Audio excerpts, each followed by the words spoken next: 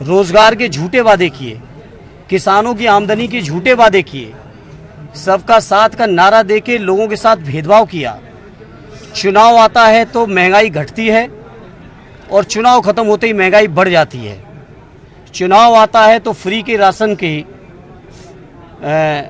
एक योजना चलाई जाती है और चुनाव के बाद उसकी समीक्षा की जाती है कि किसी के घर में साइकिल तो नहीं है, किसी के घर में कोई इलेक्ट्रॉनिक सामान तो नहीं है। तो हमारी लड़ाई ऐसे लोगों से है और ये मेरी खुशनसीबी है, मेरा सौभाग्य है कि आजमगढ़ के लोगों ने ऐसी ताकतों को कभी पनपने नहीं दिया। लोकप्रिय प्रत्याशी दिनेश निरहुआ जी को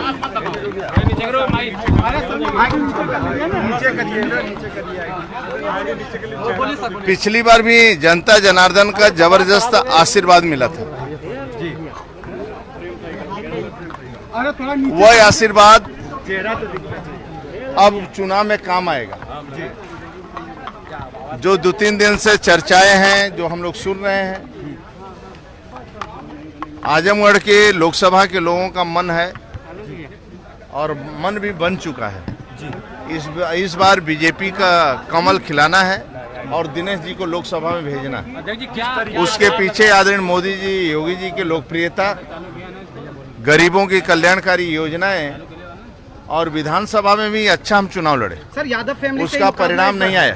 जिस तरीके से इस बार जो हमें दिखाई देता है, अब उनके प्रत्याशी आ जाएं, लोकल का कार्यकर्ता आता है कि बड़ा नेता आता है, कौन आता है, एक बार आ जाए, यादव जी जो है या परिवार के आते हैं, कौन आता है, एक बार क्लियर हो जाए। तो वह सब वंशवाद की पार्टियां, इसलिए आजमगढ़ के लोग, एमवाई फैक्टर बहुत आजमगढ़ का इस बार जो हमें चुनाव दिखाई दे रहा है वो यहाँ पर बसपा से फाइट होगा। बसपा से सीधे फाइट बीजेपी की होगी, जो मुझे दिखाई दे रहा है सामाजिक समीकरण के हिसाब से।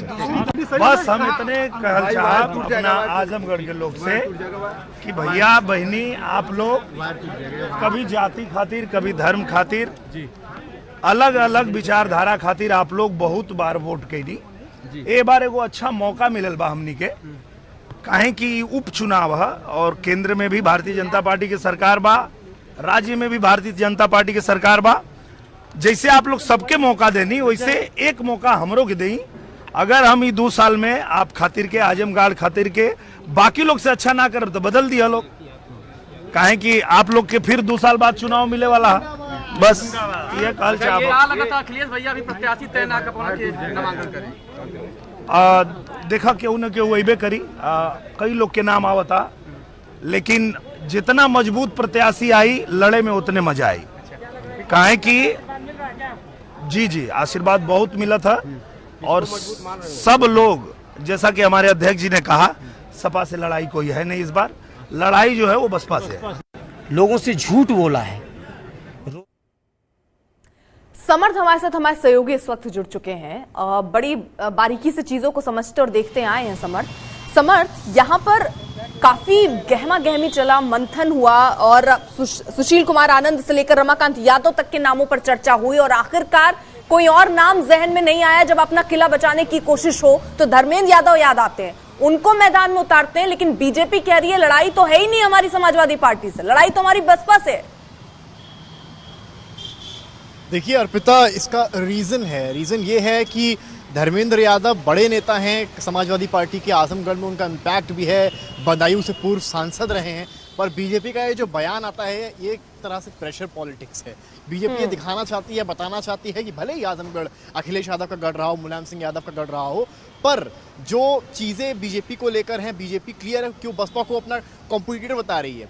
आप देखिए कि बसपा ने किसको खड़ा किया है। इस वजह से जो है, जो गुड्डू जमाली का चेहरा है, गुड्डू जमाली एक मुस्लिम समुदाय से आते हैं, तो वहीं जो बीजेपी के हैं निरहुआ वो यादव हैं, तो एम वाई समीकरण जो है वो पूरा फिट बैठ रहा। अगर आप बसपा को एज अ बी टीम देखेंगे बीजेपी की तब, तो वहीं जो अकेला एम है वो धर्मेंद्र यादव यानी कि समाजवादी पार्टी का। जिस तरह से विधानसभा इलेक्शन में हम लोगों ने देखा था, जहां जहां मुस्लिम बहुल क्षेत्र थे वहां वहां बीएसपी ने कैंडिडेट खड़े किए, जिससे समाजवादी पार्टी को भारी नुकसान झेलना पड़ा था, और ठीक वैसे ही अब होता हुआ दिख रहा है। आजमगढ़ जो कि एमवाई के लिए जाना जाता है, सबसे ज़्यादा वोट बैंक एमवाई का है, तीसरे नंबर पर दलित वोट बैंक है, वहाँ पर बीजेपी अपना मुख्य किरदार बनाती है निरहुआ को। निरहुआ नंबर 1 पॉपुलैरिटी जो उनकी वहां पर है, आजमगढ़ के एक बड़े स्टार हैं, पूरे भारत के बड़े स्टार है, पर आजमगढ़ में उनका स्ट्रांग होल्ड है। नंबर 2 वो यादव हैं, popularity plus Yadav factor plus Guddu Jamali. अगर बीएसपी का आप देखते हैं तो बीएसपी को टफ कॉम्पिटिटर इसलिए बता रहे हैं कि गुड्डू जमाली एक बड़े नेता हैं, उनका पूर्वांचल में एक तरह से एक प्रभाव रहा है और आजमगढ़ में भी प्रभाव रहा है। और गुड्डू जमाली आपकी मुस्लिम समुदाय के बीच में अच्छी खासी पैठ है, तो उनको हल्के में ना सपा लेगी ना बीजेपी लेगी। पर धर्मेंद्र यादव का आना आजमगढ़ से थोड़ा सा चौंकाने वाला जरूर था, क्योंकि जिन नामों की आपने चर्चा की उन नामों को लेकर चर्चा थी पहले। फिलहाल पिछली बार भले ही निरहुआ जो है वो अखिलेश से हार रहे, क्योंकि अखिलेश बहुत बड़ा चेहरा थे, पर इस बार शायद समाजवादी पार्टी के लिए चीज़ें इतनी आसान नहीं रहने वाली हैं। पर धर्मेंद्र यादव पर भरोसा करने का भी रीज़न है, क्योंकि सपा को ऐसा लगता है कि धर्मेंद्र यादव पुराने नेता हैं, उनका यादव लैंड में एक स्ट्रॉन्ग होल्ड है, मजबूती है। तो वो यही रीज़न है कि वो धर्मेंद्र यादव के साथ समाजवादी पार्टी आगे जा रही है। हालांकि बहुत ही दिलचस्प रहा पूरा जो एपिसोड रहा, क्योंकि आखिरी कल रात तक ये चीज़ें क्लियर नहीं थी कि आजमगढ़ या रामपुर से कौन प्रॉपर कैंडिडेट होगा। तंजीम फातिमा को लेकर रामपुर से बातें चल रही थी, तो आजमगढ़ में भी चर्चाएं थी कि कहीं डिम्पल यादव को ना खड़ा कर दिया जाए। अंशुल यादव का भी नाम चर्चा में रात तक आया, पर कयासों को विराम तब लगा जब धर्मेंद्र यादव ने खुद पूर्वांचल एक्सप्रेस अपनी गाड़ी बढ़ाई और वो सीधे आजमगढ़ के लिए रवाना हो गए और उन्होंने खुद कंफर्म किया कि हाँ, वही एक तरह से ये बताइए, ये लड़ाई कितनी दिलचस्प है, क्योंकि आपने सारे एंगल तो बड़ी बखूबी से समझा दिए। अब जरा ये बताइए लड़ाई कितनी दिलचस्प है, क्योंकि एक तरफ अखिलेश थे तब निरहुआ थे, लेकिन जीत हुई थी अखिलेश की, 2019 की बात कर रही हूँ। उसके बाद आज जो तस्वीर बनी हुई है उसमें धर्मेंद्र यादव और निरहुआ है। उस समय अखिलेश कितने मजबूत बने थे या कहें निरहुआ कितने कमजोर थे, और इस बार निरहुआ कितने मजबूत है और धर्मेंद्र यादव मजबूत दिख रहे हैं या कमजोर दिख रहे हैं उनके टक्कर में? अर्पिता, अगर आपको याद हो तो आखिरी चुनाव में अखिलेश जीते भले हों, पर जो वोट का अंतर था वो बहुत ज्यादा नहीं था। अखिलेश यादव पूर्व मुख्यमंत्री हैं, मुलायम सिंह यादव के बेटे हैं। जितना अंतर होना चाहिए था इस लिहाज से, जो मैंने दोनों शब्द यूज करे हैं, वो ज्यादा होना चाहिए था। हालांकि अखिलेश ने सीट निकाली थी अपनी, पर उस टाइम पर भी लोकसभा चुनाव में चर्चा यही थी कि अखिलेश ने अपनी सीट निकाल ली। कोई खुलकर ये नहीं कह पा रहा था कि अखिलेश ने वो सीट जीती है। इन दो बातों में अंतर है, ये दर्शक समझेंगे अपने आप में। तो इस बार जब अखिलेश खुद नहीं है क्योंकि वो विधानसभा में, ऐसे में धर्मेंद्र यादव, आप मान लीजिए धर्मेंद्र वर्सेस निरहुआ हो जाता, तब भी कंपटीशन लगता कि हाँ टक्कर है, बड़ी टक्कर है। पर जो पीछे से गुड्डू जमाली का कार्ड मायावती ने खेल दिया है, उसने कहीं ना कहीं समाजवादी पार्टी के लिए चीज़ें बेहद खराब कर दी हैं। आप मानकर चलिए गुड्डू जमाली का जो इम्पैक्ट है, आजमगढ़ के लोग बता सकते हैं क्या इम्पैक्ट है।